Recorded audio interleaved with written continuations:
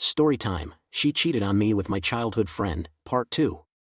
To be betrayed by not only your wife of 13 years but also your friend whom you had literally helped every day of his life was absolutely soul-crushing. There are so many details that I've lost track. One example: when I first suspected these marriage problems, I was taking a friend out for beers, which I paid for since he's a loser, a couple of times a week to discuss how I could save things and get her to wake up.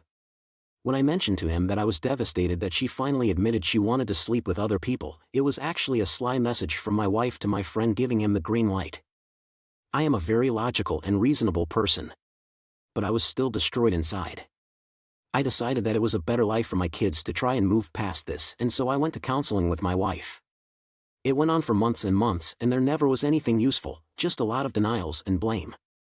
The recurring theme was that I worked too much, at most 10 hours a day, while watching our kids. The nagging question of why was difficult to struggle with, and I ended up on a lot of antidepressant medications that were horrible. I eventually committed to staying home, putting on a front, and never touching that woman again. That was until after about 4 subsequent affairs.